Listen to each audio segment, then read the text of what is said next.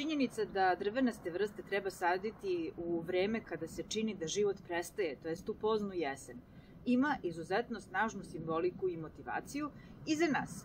To znači da onda kada nam se čini da je nešto gotovo, da se ugasilo, da nema nikakve nade, da je možda to upravo trenutak kada treba da se presaberemo, sakupimo i da razmislimo, odnosno akumuliramo neophodnu energiju za nov, još sadržajniji i još bogatiji životni period. A kada treba da izaberemo neku biljku za svoj vrt, onda nam obično pogled privuče neka koja izgleda ravno, pravo, zdravo, stabilno i takvu odaberemo. Međutim, ima jedna kineska izreka koja kaže uvrnuto drvo nastavlja da živi svoj život, dok ono koje je ravno završi u daskama. To se naravno najmanje odnosi na drveće, a mnogo više na ljude koji su mediokriteti i predstavljaju neki utopljeni mainstream. Ali da se vratim na polje flore, ovo što imamo ovde je jedna sadnica kedra, biljke koja bi trebalo da izgleda baš tako pravo, stabilno, ali evo, ova moja je sve samo ne ravna i meni se upravo zbog toga sviđa. Ovo drvce sam prethodne godine posadila na travnjak, međutim u delu gde njegova, čini mi se, neobična lepota ne može da dođe do izražaja. Zapravo, ja u njemu ne vidim nekog kvazimoda, već upravo osobenu, jedinstvenu i potencijalno izuzetno dragocenu biljku. Zbog toga sam rešila da ga u narednom periodu čuvam u saksiji, jer ću tu imati bolju kontrolu, moći ću u stvari da ga orezujem, a to mi je neka ideja, to jest da od njega napravim zaista izuzetno originalno i pre svega unikatno drvce. Ono što imam ovde je mešavina različitih tipova zemlje, odnosno simulacije... I to se dešava, naravno. Moji pomoćnici su ovde da mi pre svega ulepšaju, to jest da mi zabave akcije na otvorenom, ali ono što sam htela da kažem, nema veze što je ovo rasuto, svakako će deo završiti u saksiji, je mešavina različitih vrsta tla. Jedno je zemlja u koju je ovo drvo bilo posađeno, ali sam tu dodala i pesak, kao i kompost koji je napravljen tokom prethodne godine. Dubina saksije čini mi se sasvim zadovoljavajuća jer on nema jak koren, a ovo što mi je Žika uradio, to jest prosuo zemlju sa one strane, znači da samo čitavu ovu stvar treba da pomerim jedan korak napred.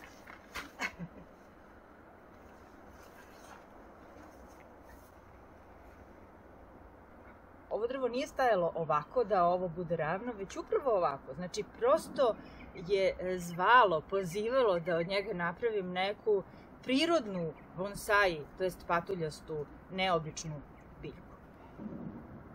Ti došao da pomogneš opet? Ajde. Kako težina nije balansirana, preteže čitava stvar na ovu stranu, morat ću da uzmem nešto kao potporu, jer nemam ovde trenutno ko da mi pridržava dok fiksiram koren. Znači, ideja je da ovo završi, evo, baš ovako.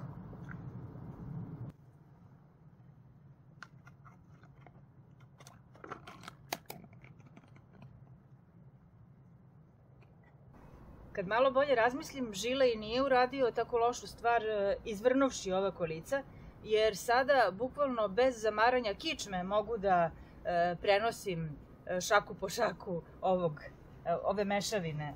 Da su kolica ostala uspravna, morala bih naravno i ja da se podignem, a onda da sa vijene kičme sve to uradim. Tako da mjau, hvala. Što se sadnje tiče, to je to. A sada prelazim na onaj drugi deo koji je kod ljudi obično stvar higijene, a ovde će biti stvar estetike, a to je šišanje. Za početak to neće biti neka specijalna akcija. Ono što želim je da ovo ovde vrhove isečem. Vrhove ću iseći zbog toga što ova biljka nastavlja da džiglja u ovim ravnim, pravim, dugim i izvijenim granama. To ne želim. Ono što želim je da ovu biljku vratim kako tako u ravnotežu, odnosno da to samim činom sečenja podstaknem u stvari bočne grančice, pa da ova biljka u jednom trenutku dobije i neku vrstu neobične krošnje.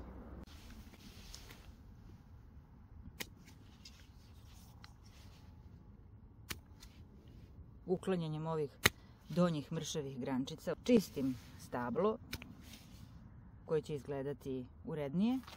Ovo je taj vrh kojim želim da se pozabavim i to tako što ću iseći evo od ovde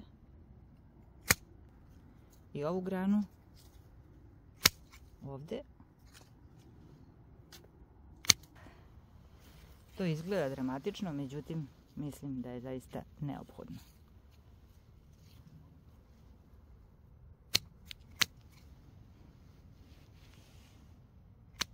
Aha, ovde sam propustila jednu grančicu. Zapravo želim da se malo zgusne čitav ovaj našušurani zeleni četinarski deo. Svaki vrh zasecam, ne bih li pojačala gustinu dela krošnje. Što se tiče moje ovosezonske akcije vezane za sadnicu kedra, ovde završavam. Jednoga dana, kada ovo drvo bude daleko atraktivnije, bit će i nove priče o njoj.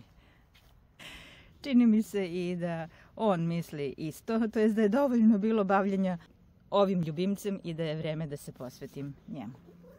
Da.